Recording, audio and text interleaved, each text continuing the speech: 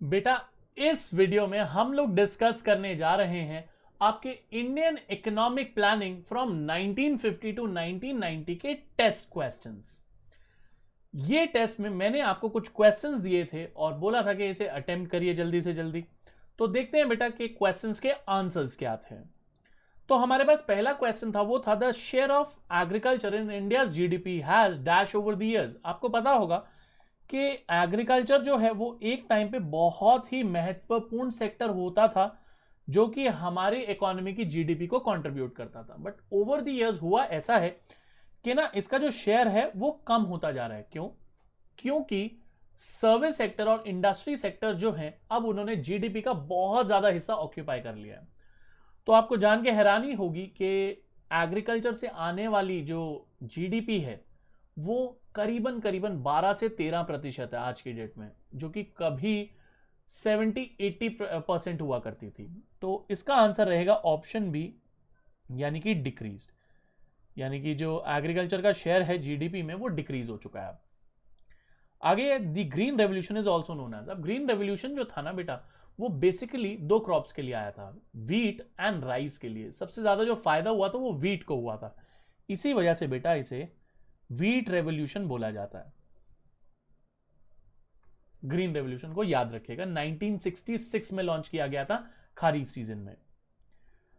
Which of the following is not the goal of Indian planning. मैंने आपको planning याद करवाई थी बेटा, बोला था आपको जेम्स करके एक वर्ड याद कर लीजिए जिसमें था growth, equity, modernisation and self Reliance.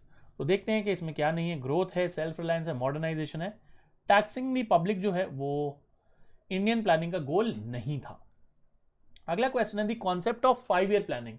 हमारे प्लानिंग कमीशन जो कि 1950 में बना था, उसने बोला था कि हम 5 ईयर प्लान्स को फॉलो करेंगे। ये 5 ईयर प्लान्स में जो पर्सपेक्टिव होगा वो अगले 20 साल का होगा।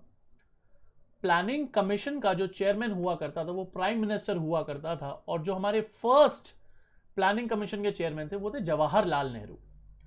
तो बात करते हैं कि ये जो कॉन्सेप्ट है 5 ईयर प्लानिंग का, ये कहां से बोरो हुआ था। तो मैंने आपको बताया था सोवियत यूनियन से बोरो हुआ था, जिसका कि नाम यूएसएसआर हुआ करता था।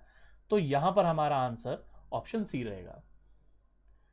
Question 5, dash implies the use of advance technology. इनमें से कौन सी में हम एडवांस टेक्नोलॉजी का इस्तेमाल करते हैं। तो ग्लोबलाइजेशन, प्रिवेटाइजेशन, प्लानिंग, इसका आंसर था मॉडर्नाइजेशन, क्योंकि मॉडर्नाइज हमें दो चीजों को करना था। एक था टेक्निक ऑफ प्रोडक्शन, यानी कि टेक्नोलॉजी को हमें एडवांस करना था, उसे अडॉप्ट करना था, और अपने सोशल आउटलुक को चेंज करने की भी बात हुई थी। Import substitution refers to a policy of substitution of imports by dash production. तो जब हम इंपोर्ट सब्सटीट्यूशन करते थे उसमें ये बोलते थे हम लोग कि अब हम इंपोर्टेड प्रोडक्ट्स नहीं खरीदेंगे, उन्हीं इंपोर्टेड प्रोडक्ट्स की जगह हम लोग डोमेस्टिकली सामान बनाएंगे जो कि उसके सब्सटीट्यूट का काम करेगा। तो यहां पर आंसर है डोमेस्टिक प्रोडक्शन, यानी कि ऑप्शन ए, यानी कि हम इंपोर्टेड गुड्स को डोमेस्टिक गुड्स से रिप्लेस करने की कोशिश करेंगे, आत्मनिर्भर बनेंगे। Dash refers to fixing the specified limits of land which could be held by an individual, यानी कि एक इंडिविजुअल कितने लैंड का मालिक बन सकता था। इस कॉन्सेप्ट को क्या बोलते हैं? इसको बोलते हैं लैंड सीलिंग, यानी कि एक अपर लिमिट लगा देना जिसके ऊपर, यानी कि जिसके बियॉन्ड लैंड जो है वो एक इंडिविजुअल ओन नहीं कर सकता। तो यहां पर आंसर है लैंड सीलिंग। बेटा, कंसोलिडेशन ऑफ लैंड होल्डिंग में हम छोटे छोटे लैंड्स को जोड़कर एक बड़ा लैंड बनाते थे। कोऑपरेटिव फार्मिंग में ये सारे फार्मर्स क्या करते थे, अपने छोटे छोटे लैंड को जोड़ते थे और वहां पर मिलकर फार्मिंग करते थे। टैरिफ का मतलब होता है बेटा टैक्स लगाना, तो यहां पर आंसर लैंड सीलिंग है बेटा। Schedule A comprises of industry which would be exclusively owned by dash. आपको ध्यान होगा इंडस्ट्रियल पॉलिसी रेजोल्यूशन आया था 1956 में, जिसने इंडस्ट्रीज को 3 भागों में बांटा। एक था schedule A, schedule B and schedule C. Schedule A में 17 इंडस्ट्रीज थी which were exclusively reserved for the public sector. Schedule B में 12 इंडस्ट्रीज थी बेटा, जहां पर पब्लिक सेक्टर जो है उस एंटरप्राइज को इनिशिएट करेगा और प्राइवेट सेक्टर जो है वो एक सपोर्टिंग रोल प्ले करेगा। जो रेस्ट ऑल इंडस्ट्रीज थी वो शेड्यूल सी में डाली गई थी। प्राइवेट सेक्टर इन्हें ओन कर सकता था, but they would be regulated by the system of industrial licensing. Licensing 3 चीजों के लिए चाहिए थी, सेटअप करने के लिए, एक्सपैंड करने के लिए और डाइवर्सिफाई करने के लिए। तो क्योंकि शेड्यूल ए में बात हुई थी उन इंडस्ट्रीज की which will exclusively be owned by the government, इस वजह से यहां पर आंसर है हमारा ऑप्शन ए। तो प्राइवेट सेक्टर तो हो नहीं सकता, और बोथ ए एंड बी में प्राइवेट सेक्टर भी आता तो यहां नहीं होगा, बट अगर यही शेड्यूल बी होता तो हम लोग ऑप्शन सी को टिक करते हैं। The economic system adopted in India is, India में कौन सा इकोनॉमिक सिस्टम है? तो आपको ध्यान होगा जब हम आजाद हुए तो हमारे प्रधानमंत्री के पास 3 ऑप्शन थे, एक था बेटा कैपिटलिस्ट इकोनॉमी, एक था सोशलिस्ट इकोनॉमी और एक था मिक्स्ड इकोनॉमी। कैपिटलिस्ट इकोनॉमी में ये डर था कि यहाँ पर ना इनइक्वालिटीज ऑफ इनकम बहुत ज्यादा हो जाएगी, क्योंकि जिसके पास पैसा होगा वो तो फैक्ट्रीज लगा लेगा, बट जिसके पास पैसा नहीं होगा वो तो पीछे रह जाएगा। तो हमें एक सबको सेम स्टार्ट देने की जरूरत थी। पर अगर सोशलिस्टिक इकोनॉमी बनाते तो लोगों में मोटिवेशन ना रहती आगे बढ़ने की, इसीलिए हमारी सरकार ने, हमारे प्रधानमंत्री जी ने डिसाइड करा कि हम लोग मिक्स इकोनॉमिक सिस्टम फॉलो करेंगे। तो जी mix economic system, option A है यहां पर आंसर। अगला क्वेश्चन है 10th, inward looking trade strategy is also known as a policy of dash. Inward looking trade strategy का मतलब ये होता है कि अपने आप को देखो यार, अपनी प्रोडक्शन को स्ट्रॉन्ग करो, बाहर से सामान मत मंगाओ। तो जी इसका आंसर है इंपोर्ट सब्स्टिट्यूशन, जो कि मैंने अभी आपको बताया। इंपोर्ट रिलैक्स कर देंगे तो इंपोर्ट ज्यादा आ जाएगा बेटा, तो वो इनवर्ड लुकिंग कहां हुई, वो तो आउटवर्ड लुकिंग हुई। Same goes with import promotion. Who is known as the architect of Indian planning. Indian planning में जो सबसे ज्यादा, सबसे महत्वपूर्ण योगदान था, वो योगदान था पीसी मेहलनोबिस साहब का। तो यहां आंसर है मेरा ऑप्शन सी, पीसी मेहलनोबिस। आगे चलते हैं बेटा। Self reliance, self reliance means avoiding, exports को तो अवॉइड कर ही नहीं सकते, वो सेल्फ रिलायंस का हुआ। सेल्फ रिलायंस का मतलब होता है बेटा अपने ऊपर रिलायंट रहो, अपने ऊपर डिपेंडेंट रहो। इसमें हम लोग इंपोर्ट्स को अवॉइड करते हैं। अगर लिखा होता है सेल्फ रिलायंस मींस प्रमोटिंग, तो आंसर एक्सपोर्ट्स होता वो। आओ, which factor led to the breaking up of the stagnation of agriculture. आपसे ये नहीं पूछ रहा कि किस वजह से स्टैग्नेशन ऑफ एग्रीकल्चर हुआ, वो पूछ रहा है which factor led to the breaking up of, किस वजह से स्टैग्नेशन खत्म हुई। तो वो आपसे बोल रहा है लैंड रिफॉर्म्स की वजह से, ग्रीन रेवोल्यूशन की वजह से, बफर स्टॉक के आने की वजह से, या जमींदारी सिस्टम की वजह से। तो यहां पर मेजरली जो ब्रेकअप हुआ था ना बेटा, वो हुआ था ग्रीन रेवोल्यूशन की वजह से, क्योंकि यहां पर आउटपुट बहुत ज्यादा रेट से बढ़ गया था। इस वजह से जो एग्रीकल्चर सेक्टर स्टैग्नेंट था उसको कुछ धक्का पहुंचा था। धक्का पहुंचने का मतलब ये एक पुश मिला था, जिसकी वजह से प्रोडक्शन बहुत ज्यादा बढ़ गई थी। Green revolution was introduced during the planning process and it was restricted mainly to, तो कौन सी क्रॉप्स के लिए रिस्ट्रिक्टेड था ये मैं डिस्कस कर चुका हूं। It was restricted to mainly wheat and rice. उसके बाद में जाकर इसे बाकी क्रॉप्स पर भी लगाया गया। Protection of domestic industries took the form of, तो प्रोटेक्शन जब हम करते थे डोमेस्टिक इंडस्ट्रीज का, वो कैसे करते थे? कोटास की वजह से करते थे, टैरिफ्स से करते थे, कैसे करते थे? तो हम दोनों की तरफ से करते थे, तो both A and B. Quotas होते हैं बेटा क्वांटिटेटिव रिस्ट्रिक्शन, मतलब आप एक सर्टेन क्वांटिटी से ज्यादा भारत में सामान इंपोर्ट नहीं कर सकते। टैरिफ का मतलब होता है टैक्स बैरियर्स, के टैक्स लगा दिए किसी प्रोडक्ट पे जिसकी वजह से उसका इंपोर्ट अपने आप ही कम हो जाएगा। तो सरकार दोनों ही तरीके से अपनी इंडस्ट्रीज को प्रमोट करती रही, डोमेस्टिक इंडस्ट्रीज को। आगे चलते हैं बेटा। आगे है land ceiling, failed because, land ceiling fail क्यों हो गया? तो लैंड सीलिंग फेल इसलिए हो गया क्योंकि जमींदार ने अपने आप को सेल्फ कल्टिवेटर बताया, ये रीजन था। जमींदार transfer the land in the name of his relatives, ये भी रीजन था। जमींदार use loop holes in the law, ये भी रीजन था। तो यहां पर आंसर है हमारा ऑल ऑफ द अबव। जमींदार ने सारे पैंतरे अपनाए और जमीन को फार्मर के पास जाने ही नहीं दिया। Green revolution was launch in, अभी मैंने आपके साथ डिस्कस करा, it was launch in 1966 kharif season में बेटा। Which of the following is not a benefit of green revolution, इनमें से ग्रीन रेवोल्यूशन का कौन सा बेनिफिट नहीं है? अटेनिंग मार्केटेबल सरप्लस, ये तो था, फार्मर इसी को बेच के तो पैसे कमाता था।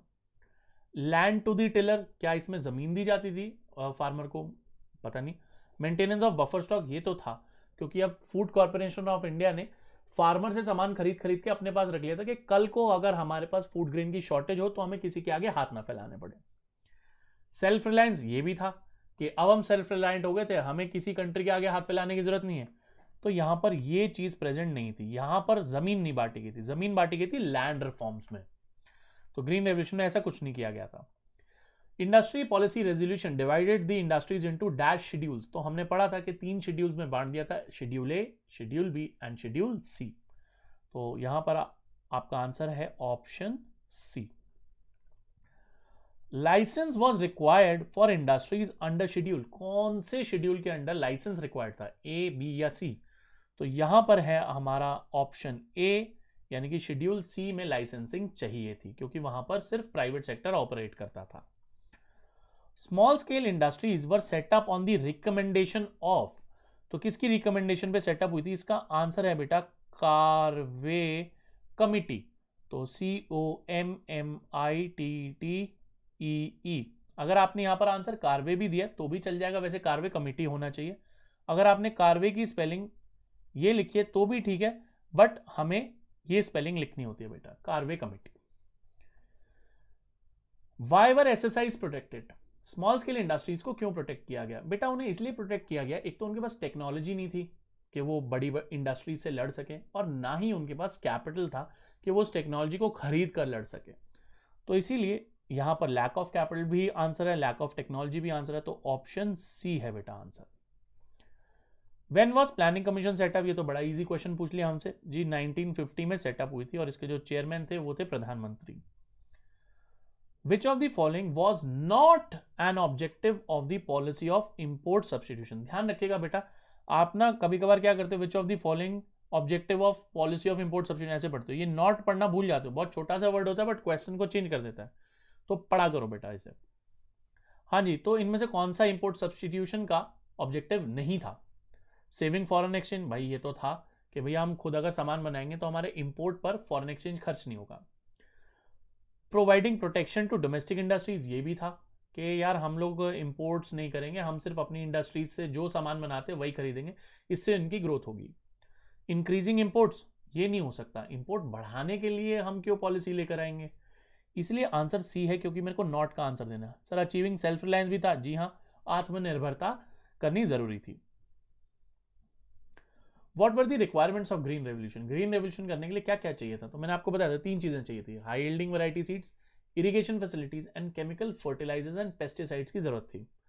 तो यहाँ पर high yielding variety seeds, irrigation, chemical fertilisers and pesticides, answer है आपका ऑल ऑफ द अबव, यानी कि option D. Under schedule A there were dash industries which were dash, तो हमने पढ़ा था कि 17 इंडस्ट्रीज थी which were reserve for public sector, यहां पर आंसर होगा मेरा ऑप्शन सी। अगला क्वेश्चन है, industrial licensing was not required for, किस चीज के लिए आपको लाइसेंसिंग नहीं चाहिए थी? सेटिंग अप के लिए चाहिए थी, एक्सपेंशन के लिए भी चाहिए थी, डाइवर्सिफाई करने के लिए भी चाहिए थी, सिर्फ एक क्लोज करने के लिए आपको इंडस्ट्री, आपको लाइसेंस की जरूरत नहीं थी। आगे है बेटा, huge inequalities of income is not a characteristic of which type of economy, तो बेटा ये कैपिटलिस्ट इकोनॉमी में तो होता ही होता है, मिक्स इकोनॉमी में भी कुछ हद तक होता है, बट सोशलिस्टिक इकोनॉमी में नहीं होता, because all the factors are owned and controlled by the government sector, मतलब सारी कंपनीज गवर्नमेंट की होती है तो सारा प्रॉफिट जाता ही गवर्नमेंट के पास है। इस वजह से बेटा किसी में डिफरेंसेस आ ही नहीं सकते ह्यूज इनइक्वालिटीज ऑफ इनकम के। आगे, who serves as the chairman of planning commission, तो कौन सर्व करता है चेयरमैन ऑफ प्लानिंग कमीशन? तो it is prime minister. Sir आपने तो जवाहरलाल नेहरू बोला था, बेटा वो थे हमारे first chairman, because he was the first prime minister. तो जनरली प्लानिंग कमीशन का चेयरमैन हमेशा प्राइम मिनिस्टर रहता है। Which of the following is a good indicator of economic growth, इनमें से इकोनॉमिक ग्रोथ का सबसे अच्छा इंडिकेटर कौन है? पॉपुलेशन नहीं, पॉपुलेशन बढ़ने से इकोनॉमिक ग्रोथ थोड़ी पता लगती। नेशनल इनकम नहीं, इसका आंसर है जीडीपी। ये हमने ग्रोथ वाला जो कॉन्सेप्ट है, ग्रोथ वाला जो हमारा गोल है, उसमें पढ़ा था कि अगर कंसिस्टेंटली हमारी रियल जीडीपी बढ़ती है, this shows economic growth of the economy. तो यहां पर आपका टेस्ट खत्म हो जाता है। आई होप आपके सारे आंसर्स ठीक होंगे बेटा। मैं मिलूंगा आपको एक और क्लास, एक और टेस्ट के साथ। Till then bye bye, take care.